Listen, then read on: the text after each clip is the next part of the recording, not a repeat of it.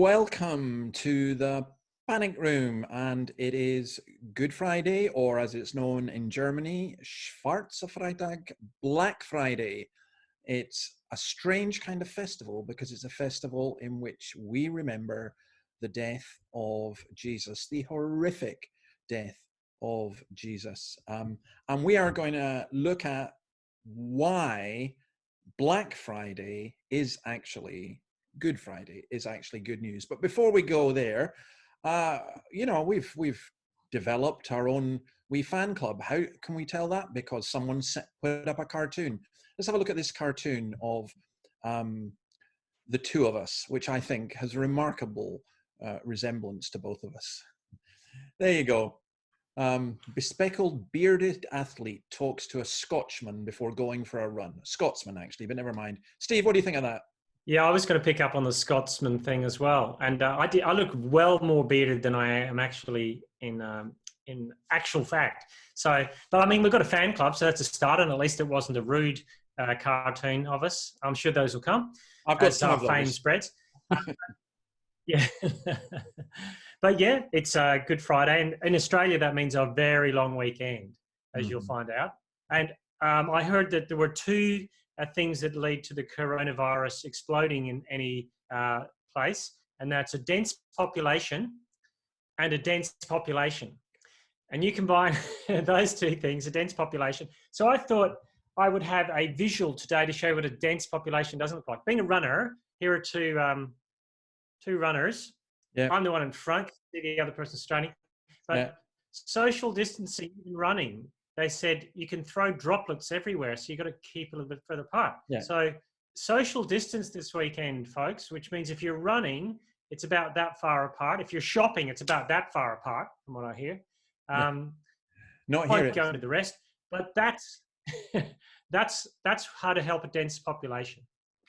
Yeah, can I just say I appreciate on behalf of the non-binary community the fact that you had such androgynous human figures. That's very good. Yes. It's Easter. Good Friday.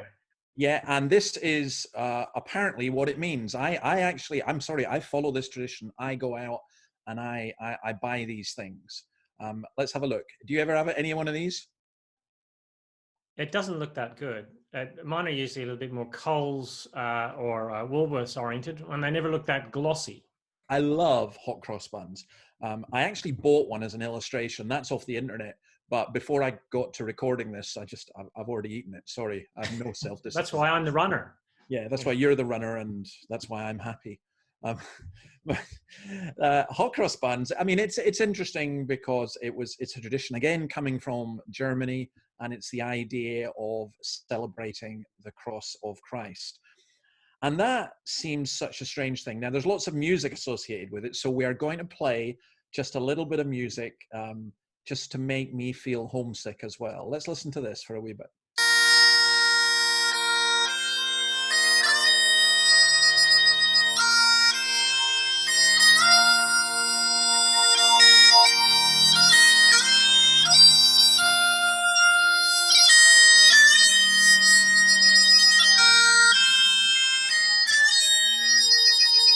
If you're not moved by that, you have no soul.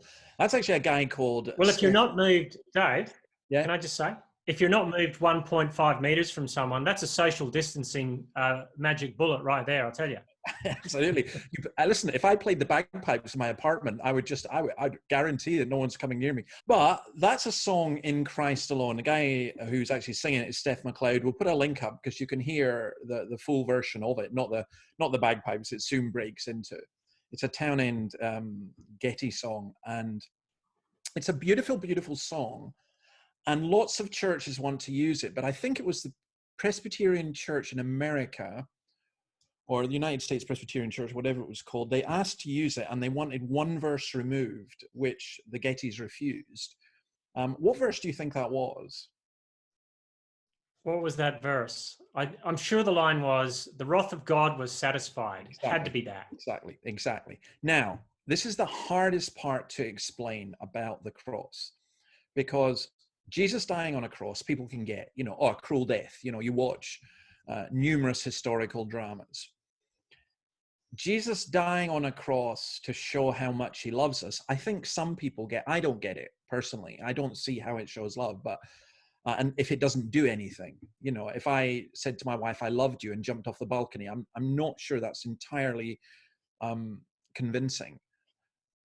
But Jesus dying on the cross and being under the wrath of God, saying on the cross, my God, why have you forsaken me? Can you explain that for the non-theological person? Well, what it's saying, and Jesus is saying it, is that God has turned his back on Jesus on the cross, that there is something going on the cross that's just beyond an example and just beyond that was a bad idea to crucify a good man. It was that the relationship between God and Jesus, there was something going on there that is talking, that verse in that song, in Christ alone, actually picks up on. There's a separation going on, that Jesus actually said what was happening at that point. God's anger towards the sin of humanity was being dealt with in Jesus. That's what's going on there. Okay, but let me push back a little bit, because someone's listening to this and they're going to say, do you know, this idea of an angry God, this idea of him punishing his son. There's an infamous British Baptist, Steve Chalk, who called it in a book, cosmic child abuse. I'm going to throw that one to you as well. How do you answer that? Well, there's a category error at that point, because what that is saying, it's cosmic child abuse. It's an angry father paying out on a son for a third party. Yeah. The Bible tells us that God in Christ was reconciling the world to himself. So it's not as if it's a three-way transaction. It's a two-way transaction at some level between God from eternity. There's God the Father, there's God the Son now in flesh as Jesus. And that's a transaction, that's a two-way transaction. It's God in Christ doing that, not some sort of three-way angry dad, poor old son, and then us on the side. Yeah, and I think I'd probably push back a little bit for even to somebody who was saying that, because I would say, do you not get angry that today there are millions of kids that are starving? Do you not get angry that today there are people who are being abused? Do you not feel any anger at all at things that are grotesquely unjust and wrong? And I think most human beings are going to say yes. And I'm saying, well, that's a reflection of the character of God, because it's about justice and love. Anger in terms of losing your temper we're not saying that about God, because God doesn't have a temper to lose, but anger in the sense of a burning anger against injustice and wrong. We're saying that God does have that. But then here's the problem, because the problem with sin and injustice in the world is I'm part of it and you're part of it. I think it was Solzhenitsyn who said that the dividing line between good and evil goes right through the middle of every human heart. So how can God be angry at sin and yet save us? And there is no answer to that other than the cross. So on the cross, God is punishing our sin. Jesus submitted to that for our sake. God so loved that he gave his son, and Jesus so loved that he gave himself. And somehow in that, on the cross, Jesus is suffering our hell.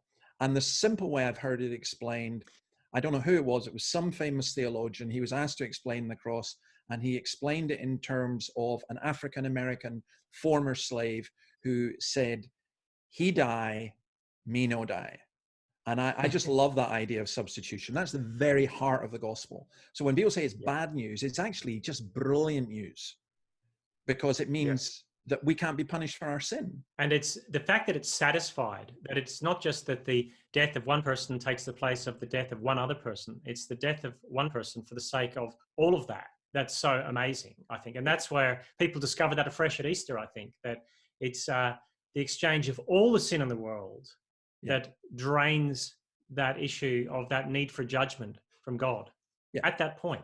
Yeah. So, I mean, you basically have a choice. You can say, I'll take my chances. I'll face God on my own and say, look, I did some good stuff. I did some bad stuff. On the whole, you got to accept me. And God is, you ain't seen nothing yet, because you haven't seen how bad the bad stuff is you've done. And I think it's just absolutely wonderful. I love the satisfaction line, because it means that those of us who believe and trust in Jesus, no matter what we've done, and indeed no matter what we do, we are forgiven.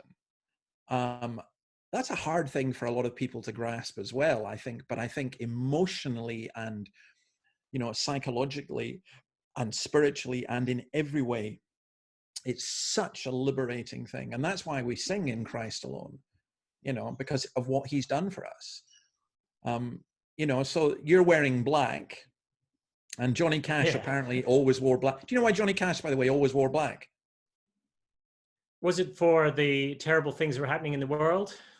Well, kind of. He always wore it in remembrance of the poor and his own background and where he was coming from.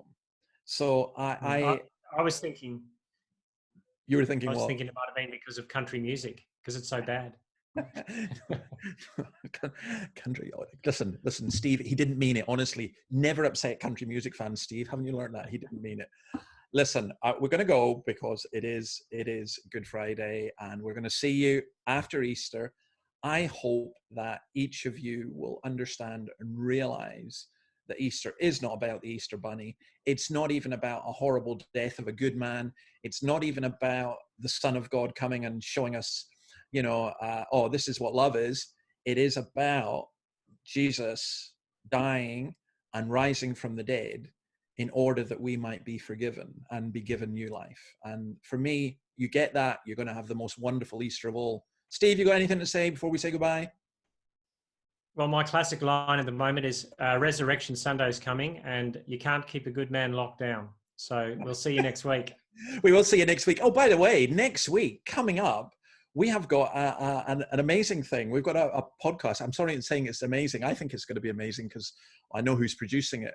We've got a podcast coming out next Friday with Eternity on life at war, and we'll explain more about that in next week, but just giving you a flags up or a heads up for that just now. God bless you. See you after Easter.